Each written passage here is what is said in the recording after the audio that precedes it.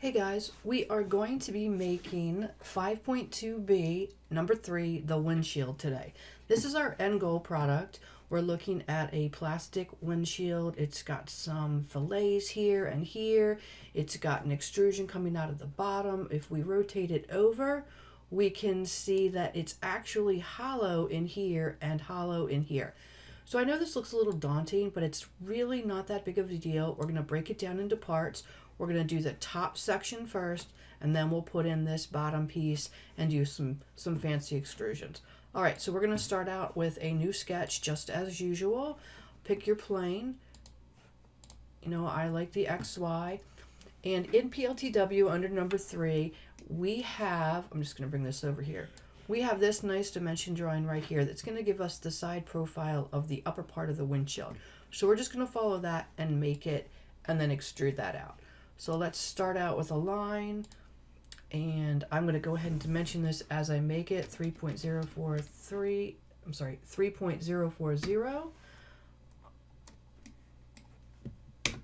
All right, so I'm going to start out with my baseline, and I'm going to show you this diagram again here. We are going to be putting a curve or an arc in here, and an arc in there, and an arc in there. So it's basically one line and 3 arcs. But to know where those arcs are going to stop and start, we're going to go ahead and dimension those. And we're going to be using some construction lines to help facilitate this. So I'm going to be putting in a construction line right here to give me a height of 1, another one right here to give me the distance of 2.55, a third one at the top to give me a distance of 3.010, and then I will just dimension up this arc 0.640, and then I'll just attach the arc here and attach the arc there. So again, it sounds a little daunting, but it's really not that big of a deal. So let's go ahead and get our construction line turned on and do a line, and I'm going to put it here on the end, and we said that we wanted a construction line that goes up of 1, and we want one that comes over that is 2.55.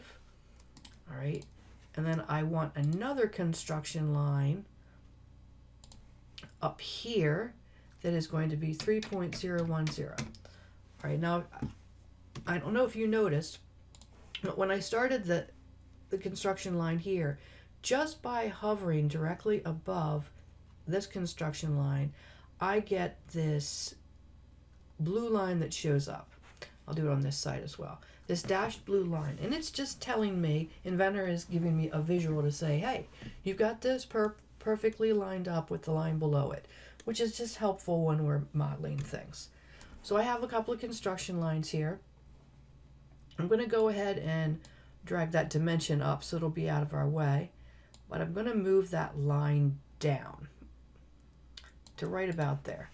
And then the last dimension I want to put is going to be from my baseline to my long construction line, and that's going to be a 0.640, because we know, looking at our diagram again, that we want this arc to end at 0.640 up and at 3.010 from this edge. So now let's just put some arcs in. Make sure you have construction line turned off and choose an arc. Default is 3-point arc, that's what we want. I'm going to click here, and I'm going to click there, and then I'm just going to make sure that my arc is going slightly off to the left, because that's the direction I want my arc to be. And this is an arc of 6 degrees. All right, and you'll see this dimension line that'll shoot off way over here, because that would be a a radius of 6 on a very, very large circle. All right, next one we want to do, again, we're going to choose our arc. We're going to start here at the end, and we're going to the end of this construction line. And again, that one has a radius of 0.4, so it's a much smaller radius, so it's going to be a sharper arc. And then our last one, we're just going to connect these two, and it has, again, a radius of 6. So now we have our basic shape there. At this point in time, save yourself a lot of headache and get rid of these construction lines and the dimensions that go with them, so they will not cause any problems for us as we move forward. Now we have arcs that are being connected, we need to finish constraining it. So we're going to use the tangent constraint and just apply a tangent constraint to those two intersections right there. Finish your sketch, and we are going to extrude this. Trying to remember what the depth for that one is. Extrude this to a depth of 2.55. All right, guys, we have done the basic profile of our windshield. The next instruction is asking us to do a fillet along this edge and this edge so that we can get these curves right there. All right, so we're just going to choose fillet. It's a 1/2 inch fillet. Click both sides, say apply. You can close that window, and that's done. Now, if we go back and look at our completed product, we have the top half of our windshield pretty much finished. The last thing we need to do is hollow it out. So if I look at my completed one, under here, it's hollowed out, or it's shelled out. So if we look at the one we're working on right now, it's solid on the bottom. So we're going to use a new feature called shell. Right? You have to choose the face that you want to have removed. So we're going to go ahead and choose this bottom face. It looks a little weird when you do that. Put in your thickness. Put in your thickness, which is 0.07, and this is from our dimension drawing. And go ahead and click OK. And now what that means is that we have cleaned out all of this inside and left a side thickness. What I've just highlighted in red is a dimension of 0.07. Occasionally, gentlemen, you'll put in a thickness on a shell and it won't work and you'll get an error message. Usually that means that the shell thickness you've chosen isn't compatible with the sketch that you have. Occasionally you'll miss a zero and Inventor just can't deal with it and it kind of freaks out. So check your thicknesses if you run into that problem. Okay, next we need to put in the extrusion that comes out of the bottom. So this part right here. So I am, for the sake of simplicity, so my sketch matches up with the dimension drawing that my PLTW provided with us, I am going to put in a work blade along the bottom of my windshield. And I'm going to try that again.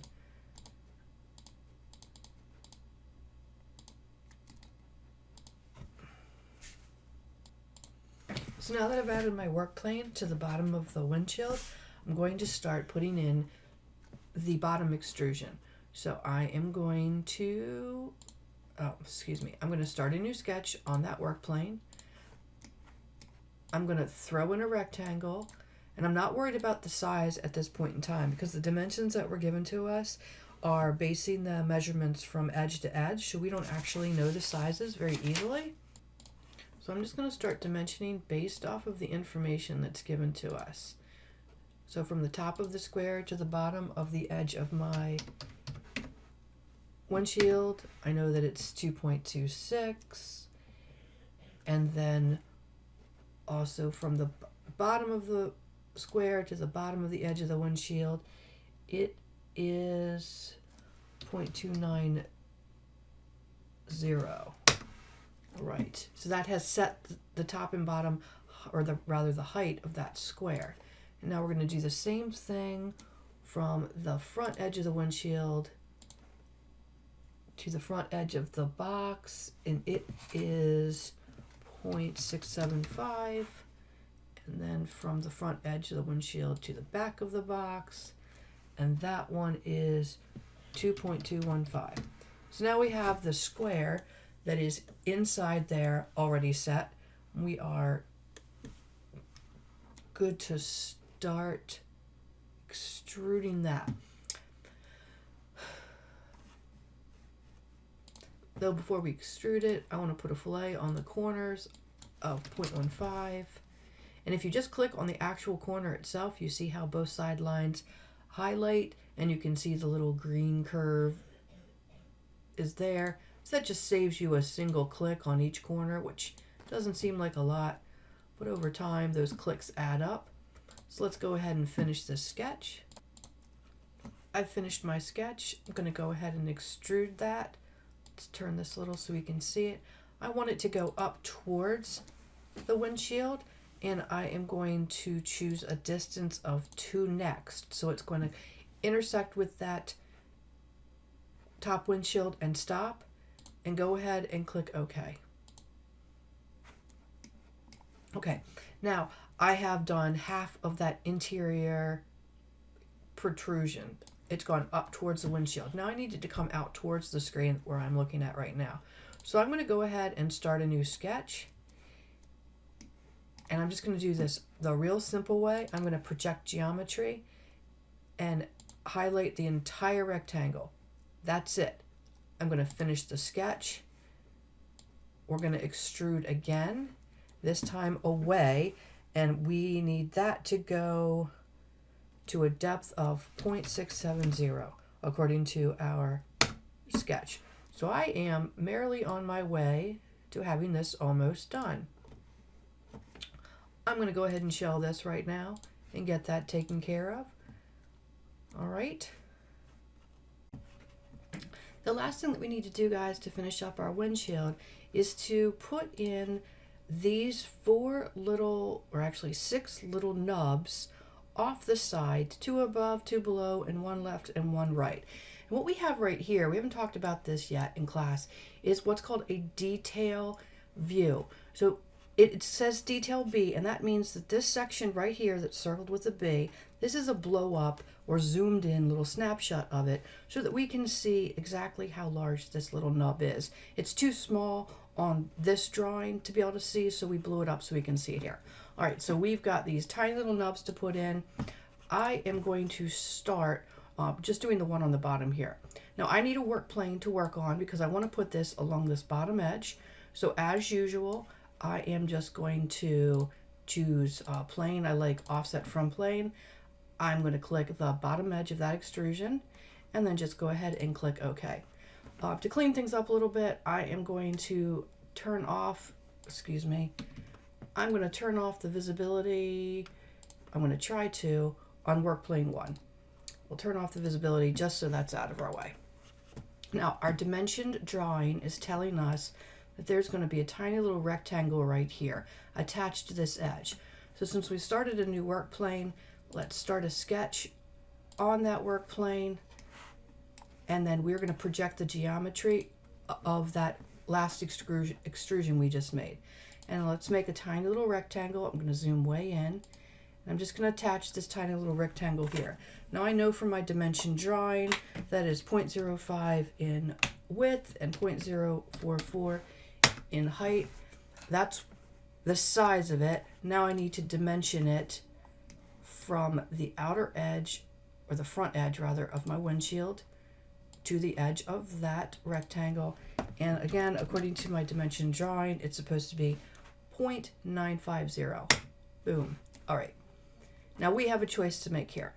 We have to put another one of these little rectangles here to its left, and then 2 up on this side. We can do one of several things. You can go ahead and mirror this over in 2-dimensional mode. You can go ahead and extrude it and mirror it over in extrusion mode and then extrude it up here, or you can draw each one individually. I personally like efficiency, so I'm going to do some mirroring. So I'm going to finish this sketch, and I'm going to go ahead and extrude that little nubby.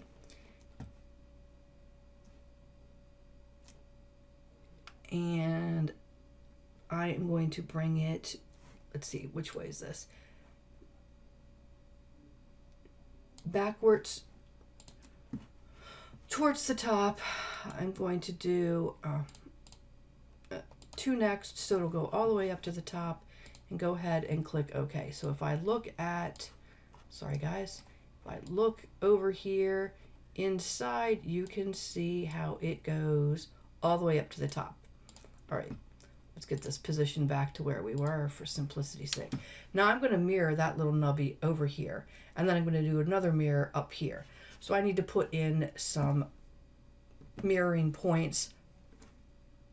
I'm a big fan of a plane, so I'm just going to click plane, if I click on that side of this box and that side of this box, it conveniently puts one right in the middle. And while I'm here doing planes, I'm going to put one from that side to this side because I'll need both of those. Now let's go back to the bottom. Now I'm going to go ahead and mirror, and you might have to scroll in to get it to highlight, or we can just go over here and click on Extrusion 5, and I'm going to mirror it on this work plane right here that we just put in. And look, you can see that it mirrored it over. Go ahead and click OK. And now I'm going to repeat that process of mirroring both of these up to the top. So let's mirror. This would be Extrusion 5 and mirror 2 along this plane. And there we go. So we are 4 of our 6 little nubbies that are done. We need to put the 2 in on either side here. So we'll start a new sketch. We're going to go back to work plane 3. This thing's always moving on us. As to do the nub on the front and the back here, I know that the rectangle is going to be equally spaced across above and below this plane. So I'm going to use the line tool to draw this in. And the first thing I want to do is go ahead and project the geometry of this overall shape. We're going to grab our line tool, and I'm going to scroll way in so I can see this. And right here on the origin point, I'm going to start, and I'm going to take a line straight down 0.025. That's half of our overall height. And then its width is 0.044. We know that. I'm going to take it up its entire height and then just finish off this entire rectangle. All right, so try that one more time. I missed a line there. There. I've finished off my entire rectangle. It's perfectly centered. I can go ahead and extrude it. So I'm going to finish my sketch. Extrude that. Again, I'm going back to next. Hit OK. Hit OK. And then if I look here, I can see that it went all the way back. Now I'm going to mirror again. I'm just going to mirror that one. So mirror. Again, sometimes it's hard to click on these little nubs, so I'm just going to choose the extrusion right from my browser bar. My mirror plane is the one I put in the middle. There you can see it is. Hit OK, and there are our 6 little nubs. We finished our modeling. And just to make it look nicer, I'm going to go ahead and hide all of these work planes, or just turn visibility off. And then just to take it up a notch, I'm going to change the color. So let's go ahead and change the color. It is under Tools. I'm going to change the appearance, and I want to make mine blue, so I'm going to search for blue. You've got a lot of blue choices here. I like this clear blue. You'll notice when I select it, it puts it up here for me. Now if I highlight my entire object and choose that color, it changes it to that blue. And there we have it, gents. We can make it pretty. You can also quickly change colors up here at the default as material. You usually get a big long list, and it's a little bit more difficult if you know exactly what you're looking for. It's easier just to use the tools feature. All right, so save your work and turn it in. I hope this was helpful.